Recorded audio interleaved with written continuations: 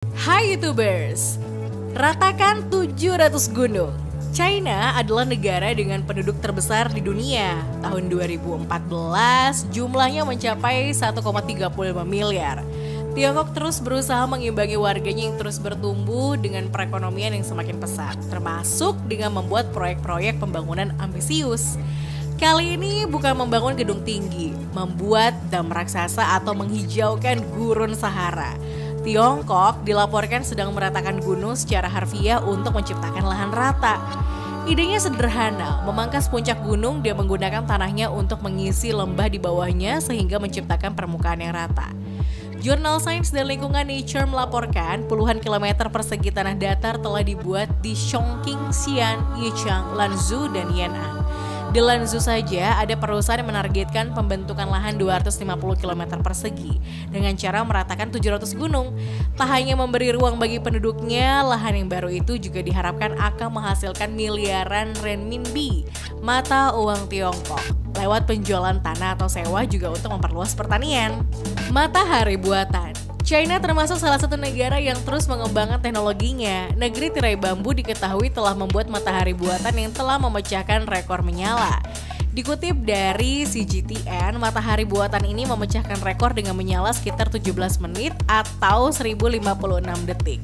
Uji coba sebelumnya dilakukan pada Mei 2021 dan matahari itu hanya bisa menyala 101 detik dengan suhu 120 juta derajat Celcius.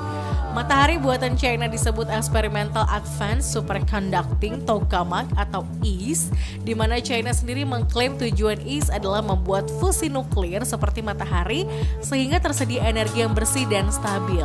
Selama 10 tahun terakhir sejak didirikan, sebanyak lebih dari 10.000 peneliti ilmiah China dan asing telah bekerja sama untuk mewujudkan impian matahari buatan menggunakan perangkat ilmiah besar ini dan secara berturut-turut mencapai lompatan besar.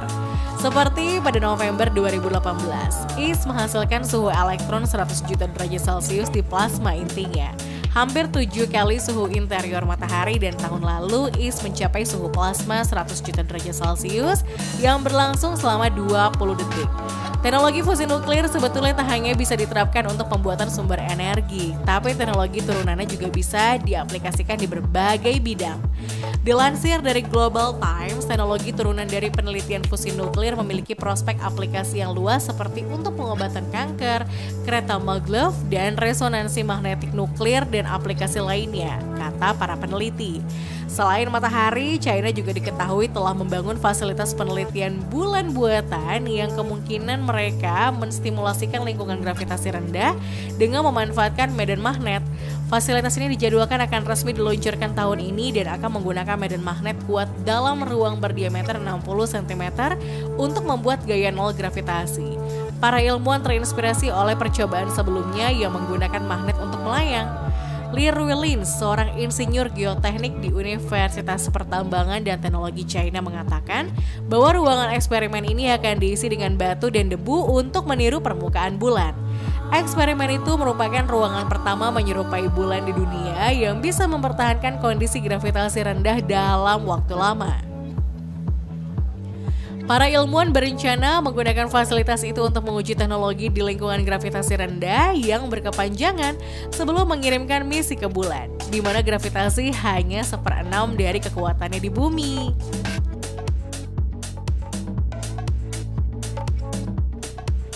Jet tempur generasi terbaru. China diklaim tengah menjalankan proyek gila mengembangkan jet tempur generasi terbaru yang bisa melawan jet milik Amerika Serikat.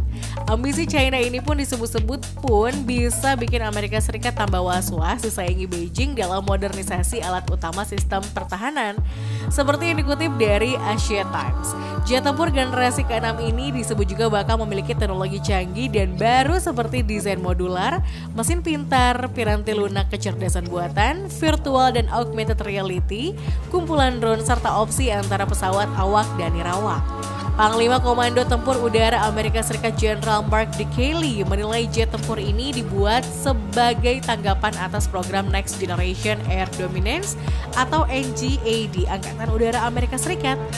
Kelly berpendapat China hendak membuat jet dengan keseluruhan sistem terintegrasi yang sama seperti yang tengah dikembangkan Amerika Serikat. NGAD sendiri merupakan jet tempur yang lebih dari sekedar pesawat tempur berawak generasi ke-6. NGAD dikembangkan untuk memasukkan drone kolaboratif agar mampu bekerja bersama pesawat berawak ditambah dengan senjata baru, sensor, serta arsitektur komunikasi.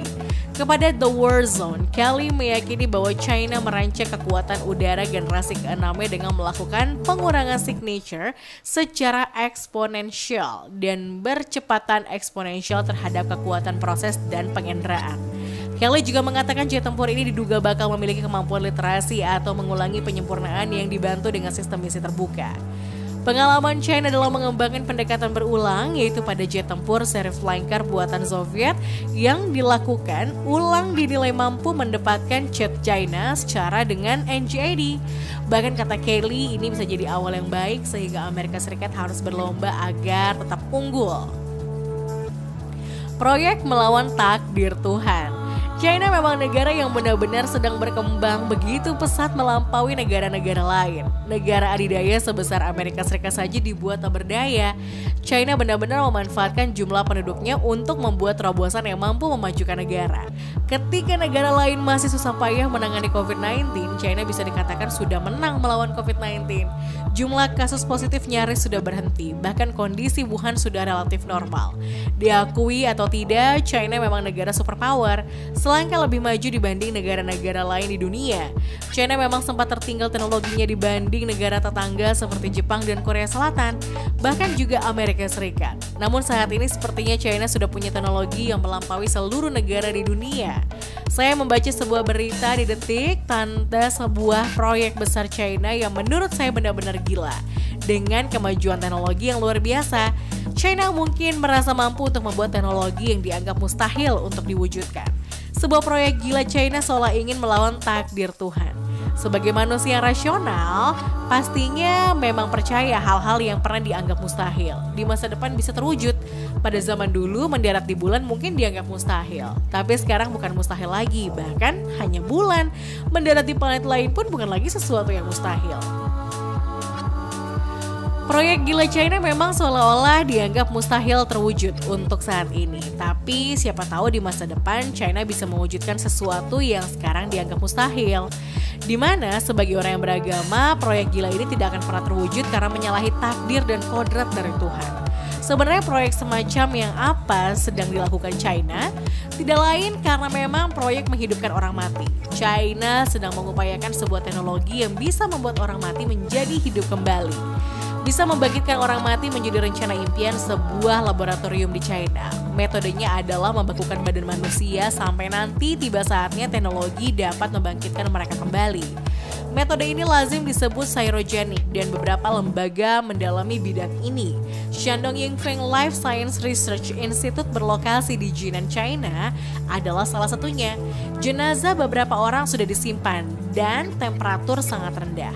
Tubuh yang sudah meninggal disimpan dalam kontainer stainless steel yang mengandung nitrogen cair super dingin. Du Hong, seorang penulis dari Chongqing, adalah manusia pertama di China yang menjalani prosedur tersebut setelah meninggal dunia karena kanker pankreas 2015. Salah satu hal yang ingin mereka selesaikan adalah menyimpan badan seluruh manusia dengan lebih efektif sehingga nanti lebih mudah dibangkitkan. Saat ini institusi tersebut telah menyimpan 10 badan manusia dan peminatnya terus bertambah. Jujur belum mengerti apakah rakyat China ini beragama atau tidak. Sebab ya saya rasa di agama manapun ada ajaran bahwa orang yang mati tidak akan bisa dihidupkan kembali. Memang ini adalah ajaran Buddha yang menjalankan bahwa manusia bisa bereinkarnasi. Reinkarnasi ini pun dengan lahir kembali ke dunia lewat rahim seorang perempuan, bukan dihidupkan kembali setelah meninggal. Mungkin karena merasa sudah sangat maju ya secara teknologi, jadi para ilmuwan di China sudah merasa tidak butuh dengan adanya agama dan Tuhan, sehingga mampu bikin proyek yang seolah-olah menentang takdir Tuhan.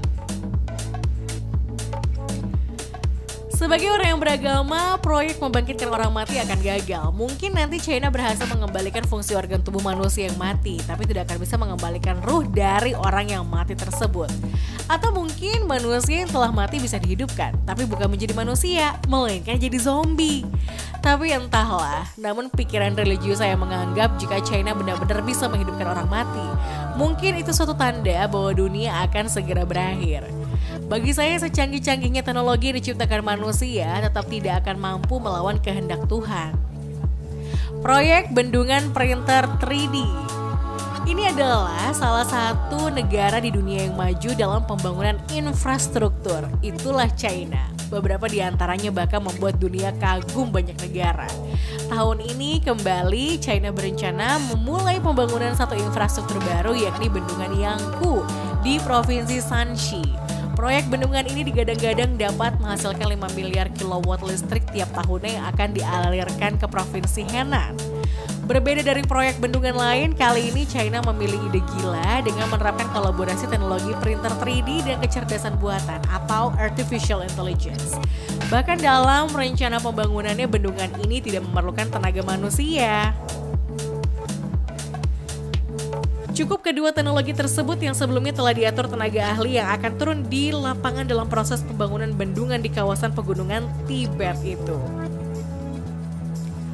Proyek ini berawal dari Tianyun Liu, seorang ilmuwan di Laboratorium Hydroscience dan Teknik Universitas Tsinghua yang melakukan riset 10 tahun silam dan berhasil dipublikasikan pada April lalu. Ia membuat gagasan pembuatan printer 3D dengan ukuran besar melebihi ukuran rumah yang dibangun menggunakan teknologi yang sama. Bendungan dengan tinggi 180 meter itu rencananya akan dibangun dengan mesin printer 3D yang dibangun selapis demi selapis dengan keakuratan yang tepat dan sistematis. Dalam proses pembangunannya, material konstruksi akan dikirimkan ke lokasi proyek dengan bantuan mesin tanpa awak dan teknologi AI menjadi sistem kontrol yang memberikan informasi tentang kekencangan serta stabilitas dari tiap lapisan yang dicetak oleh mesin printer 3D itu. Rencananya bendungan yang hampir setara dengan tinggi bendungan Shasta di California, Amerika Serikat ini akan dibangun dalam 2 tahun ke depan. Bila proyek itu tepat selesai 2024, tentu hal ini sangat mengagumkan. Pembangunan infrastruktur dengan ukuran besar dengan teknologi printer 3D dan AI menjadi cikal bakal revolusi pembangunan infrastruktur di masa depan.